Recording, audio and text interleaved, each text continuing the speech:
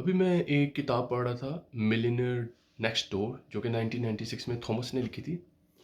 इस किताब में बेसिकली उस राइटर ने क्या किया हुआ है कि उसने अपना उसका पार्टनर है विलियम उसके साथ मिल के इन लोगों ने जितने मिलियनर्स थे अमेरिका में मतलब मैक्सिमम जितने उनके पास वो जा सकते थे उनके सर्वे किए हुए हैं।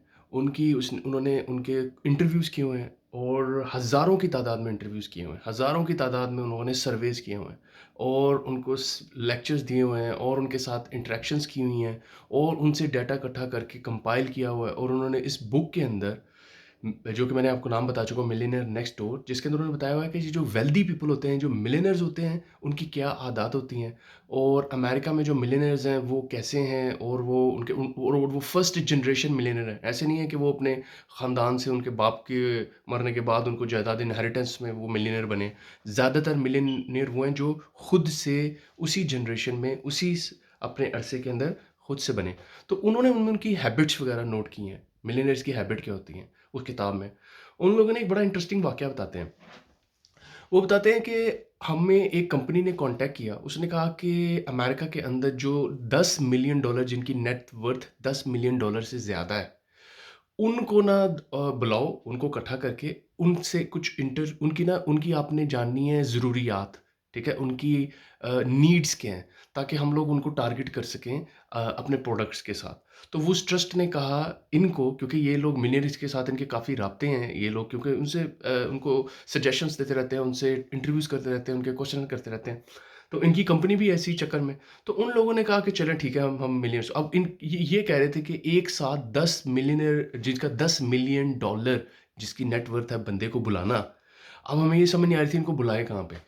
कि ऐसा ना हो कि कोई जगह जो है इनको पसंद ना आए। तो इन्होंने कहा मैनहट्टन के अंदर इन लोगों ने एक बड़ा पॉश किस्म का पेंट हाउस बुक किया और उसके अंदर इनको बुलाया। अब फिर इन्होंने सोचा यार ये बुला तो रहे हैं, इनको खाना क्या देना है यार? मिलियनेयर पता नहीं क्या खाते हैं और ऊपर से पर बंदे की जो नेट वर्थ है वो $10 मिलियन है, तो किस तरीके से इनको डील करेंगे? उन्होंने जो वेटर-शेटर जो मँगवाए, जो शेफ़ वगैरह थे, पप्पू किस्म के, शेफ़ों ने उनको बड़ी ज़बरदस्त किस्म के कैवियार बड़ा महँगा होता है ये, कैवियार की मुख्तलिफ़ किस्म की रेसिपीज़ और मुख्तलिफ़ किस्म के हाई ज़बरदस्त किस्म के खाने और ये भी सजेस्ट किया कि आप पुरानी वाइन भी यूज़ करें 1973 की, आपने सुना होगा जितनी पुरानी वाइन होती है उसको समझा जाता है वो अच्छी है।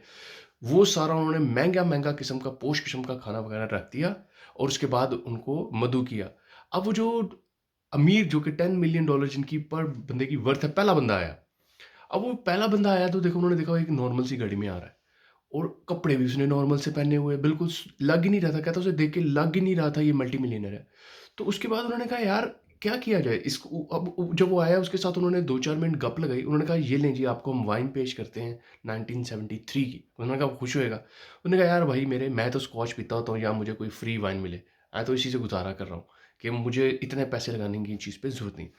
कहता है जब उसने ये बात की और खाने में जब हमने उसको देने लगे गोरमे अच्छे-अच्छे खाने उसने एक छोटे से क्रैकर्स या 2 छोटी-मोटी चीज़ें उसको नॉर्मल किस्म की खाई जो कि नॉर्मल रूटीन में बंदा खाता है।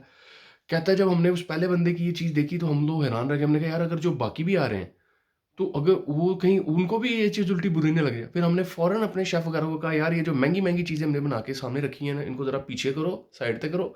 तो जो नॉर्मल किस्म के खाने जो आम रूटीन में लोग खाते हैं वो फ्रंट पे लेके आओ। तो फिर उन्होंने वो किया। तो वो जो मल्टी मिलियनेयर आए, उनमें से कई लोगों ने तो खाना भी नहीं कहता वो खाया। स्पेशली जो पोश खाना हमने बना के रखा हुआ था, उन्होंने उसको कई लोगों ने हाथ ही नहीं लगाया।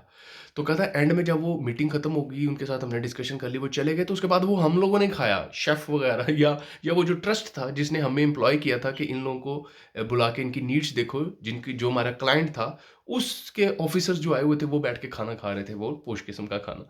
तो ये उसने एक डिफ़रेंस बताने की कोशिश की, जो वेल्दी इंसान होता है, वो जिसकी कहते हैं ना अंदर से भूख मर चुकी होती है। और हमें ये लगता है कि वेल्दी होने का मतलब ये है कि पोर्श गाड़ी है पास आपके पास और लैम्बोर्गिनी, फरारी वगैरह है।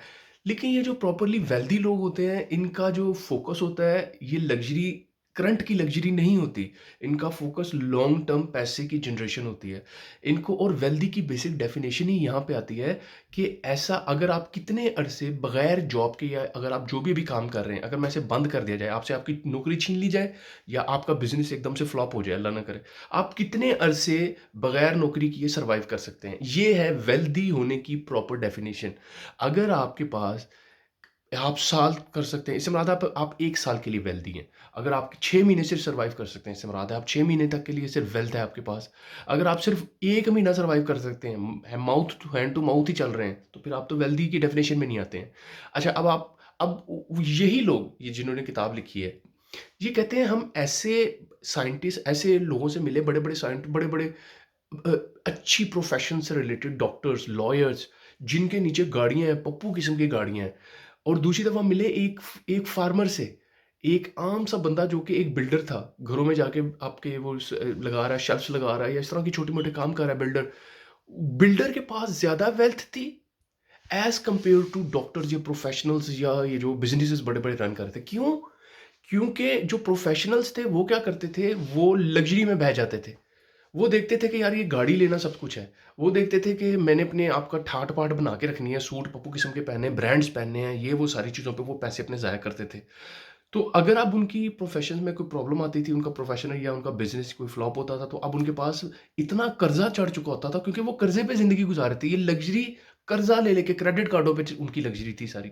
अब वो मकरूज़, अब वो ज़मीन पे आ गए हैं, ठीक है ना? इसी तरह आप लोगों ने देखा होगा कई एथलीट्स, कई एक्टर्स जो मिलियन डॉलर्स कमाते हैं, एकदम से उनकी फ़िल्में फ्लॉप होना शुरू होती हैं, वो होमलेस हो जाते हैं। वो होमलेस क्यों हो जाते हैं? क्योंकि उन्होंने अपनी रूटीन बदल ली होती है, अपना लाइफ़स्टाइल बदल लिया होता है और क्रेडिट पे ज़िंदगी गुज़ारना शुरू कर दी होती है और उनको ये नहीं पता होता क्रेडिट का मतलब ये नहीं होता ये आपके पैसे हैं।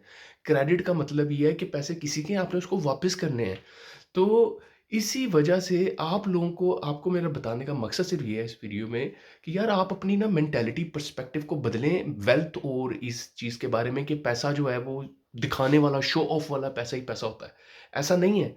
आपके पैसे दूसरों को आप दिखाने के लिए यार आप अपने पैसे ज़ाया कर रहे हो। अगर आपने एक लैम्बोर्गिनी लेनी है, अगर आप उसकी बजाय 3 प्रॉपर्टियाँ खरीद चुके हो और उन 3 प्रॉपर्टियों से कैश फ्लो जनरेट कर रहे हो, वो अक्लमंदी नहीं है। हाँ, अब आपके पास इतने पैसे आ गए हैं, अब आपके पास इतनी प्रॉपर्टीज़ आ गई हैं, अब आप फाइनेंशियली फ्री हो गए हैं, वेल्थ इतनी आपके पास जनरेट हो गया कि आप पूरी नस्ल कमा सकते हैं। यार अब आप लैम्बोर्गिनी लो, अब आप इस तरह की गाड़ी लो। लेकिन मैं एक बात बता दूँ, ट्रू वेल्दी जो होते हैं ना, वो इन चीज़ों पे पैसे नहीं ज़ाया करते। ट्रू वेल्दी इन चीज़ों से बचते हैं। उनको पता होता है हमारी वेल्थ को खा जाएँगी ये सारी चीज़ें। हमने वेल्थ बनाई है अपनी खुशी के लिए। तो आपकी खुशी होनी चाहिए जब आपके पास पैसा हो। दूसरे की खुशी के लिए अपने पैसे कुर्बान ना करो। ज़्यादातर लोग ये जो लग्ज़रीज़ वग़ैरह आपको शो ऑफ करा रहे होते हैं, वो दूसरों की लग्ज़री दिखाने के लिए कर रहे होते हैं। उनका अपना तो पर्सपेक्टिव ही नहीं उसके अंदर होता। आप पाकिस्तान के अंदर हमारे बहुत ट्रेंड है शो ऑफ, चीज़ों का शो ऑफ कराना और उस शो ऑफ की जंग के अंदर हम तो बकरों पे लड़ रहे होते हैं यार कि फलां बंदा मेरे मोहल्ले च वो बकरा ले लिया है ते मैं कुर्बानी क्यों उसमें गाय में क्यों हिस्सा डालूं, मैनू भी बकरा लेना पैना, उन्हें लख का बकरा लिया, मैनू 1.5 लाख दे लेना है। हमारे तो इस तरह के तो छोटे जहन है, तो पैसा कहाँ से बचे? हमारे पास सेविंग की, हमारे अंदर सेविंग वाली चीज़ ही नहीं पाई जाती हम पाकिस्तानियों के अंदर, क्योंकि हम लोगों की दूसरों को खुश करने के लिए हम पैसे ज़ाया करने के लिए तैयार बैठे हुए हैं। अपने लिए नहीं करने, हमने जोड़ने नहीं है, सेविंग नहीं करनी, इन्वेस्टमेंट नहीं करनी है, ये चीज़ हमें कोई नहीं बताता। हमें बचपन से ही हमारे घर के अंदर ये ज़रूर बता दिया जाता है कि मोहल्ले में जो है उससे ज़्यादा कमाना है, आपके आपके जो रिश्तेदार हैं उनसे ज़्यादा कमाना है, रिश्तेदार से ज़्यादा सैलरी लेनी है, रिश्तेदार से अच्छी गाड़ी लेनी है, उन्हें ये मोटरसाइकिल लेता है तो तू भी ये मोटरसाइकिल लेना है। ये चीज़ हमें ना खराब कर देती है। तो उम्मीद करता हूँ इस वीडियो में आपको मेरा मैसेज कन्वे हो गया होगा, जो मैं मेन मैसेज आपको कन्वे करना चाह रहा था। नेक्स्ट वीडियो तक के लिए हैव अ नाइस डे।